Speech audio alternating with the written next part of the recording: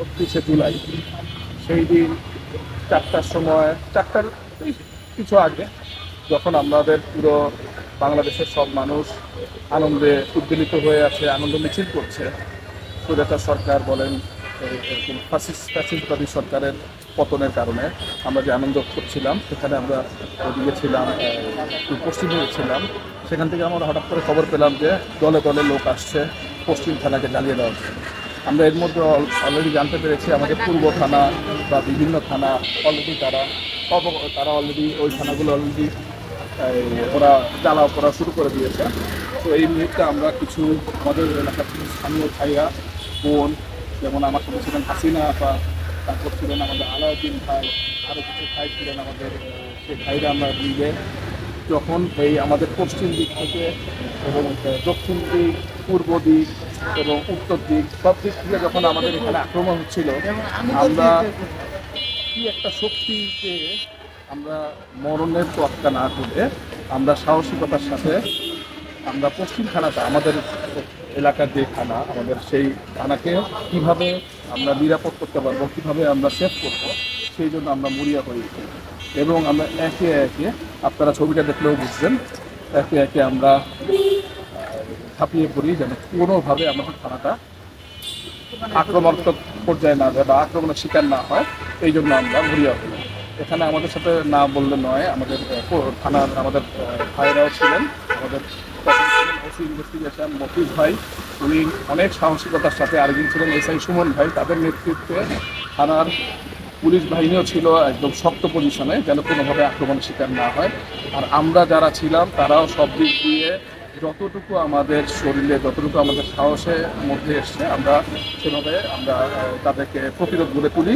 এবং আল্লাহর অশেষ রহমত, আজকে আপনারা যে বিল্ডিংটা দেখছেন, এই বিল্ডিংটা একদম অক্ষত ছিল, যেটা এছাড়া আর আমার জানা মতে ঢাকা শহরের কোনো থানাই এভাবে অক্ষত ছিল। তা আমরা এই জন্য আমরা আসলেও গর্বিত। আজকে আমাদের সাথে 1 বছর পূর্তি, আমরা এটা উদযাপন করতে আসছি আমাদের পশ্চিম থানায়। তো খুব ভালো লাগছে, আমাদের কাছেও মনে হচ্ছে যেন এটা একটা 1 বছর পূর্তি আমাদের জন্য একটা আনন্দের সংবাদ নিয়ে এসছে যে আমরা সুন্দর করে থানাটা সেভ করতে পেরেছি। এই জন্য আমরা খুবই গর্বিত, আমরা এর মঙ্গল কামনা করছি। আসসালামু আলাইকুম ওয়া রাহমাতুল্লাহি ওয়া বারাকাতুহু। আমার নাম মিয়া মোহাম্মদ আলাউদ্দিন। আমরা 5ই অগাস্টের সেই দিনকে একটু স্মরণ করে, যারা 5ই অগাস্টে শহীদ হয়েছেন, যারা পঙ্গুত্ব হয়েছেন, যারা অসুস্থ হয়ে আশ্রয় বেডে কাতরাচ্ছেন, তাদের নিহতদের জন্য আমরা আত্মার মাগফিরাত কামনা করি।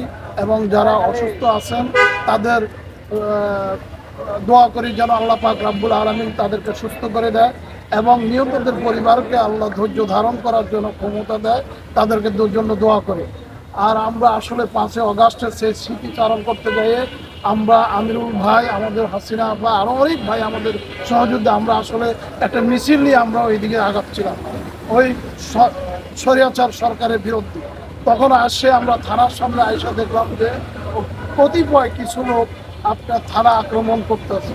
তখন আমরা চিন্তা করলাম যে আমাদের দেশের সম্পদ, আজ এই দেশের সম্পদকে আমরা রক্ষা করা আমাদের দায়িত্ব, নীতি দায়িত্ব, নৈতিক দায়িত্ব।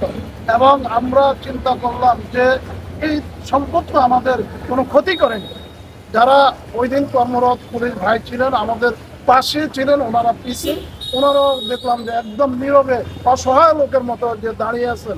তো আমরা ওনাদের পাশে আসিয়ে যে আমাদের ওই ভাইদেরকে যে আমরা একটি সংগঠিতভাবে আমরা ওনাদেরকে এই দিক থেকে মুভ করেছি যে অন্যদিকে চলে যাও ভাই, তোমরা এই দেশের সম্পদ কেন নষ্ট করবা, সুতরাং আমাদের এই সম্পদ আমাদের। আজকে আমরা এই স্মৃতিচারণ করতে যাই, অনেকের নামও ভুলে গেছি আসলে 1 বছর আগে, এবং ধরে রাখার মতো আমাদের আসলে ওই দিন কথা বলারও এই ধরনের যে প্রিপারেশন, যে আগামী দিন আমরা কথা বলতে হবে, মহান রব্বুল আলামিনের কাছে লক্ষ শুকরিয়া আদায় করি যে আমরা একটা সুন্দর দেশ পেয়েছি। আগামী দিনের আমরা ভবিষ্যতে কামনা করি যেন আল্লাহ সুস্থ রাখে এবং ভালো রাখে, সবাই মঙ্গল কামনা করি।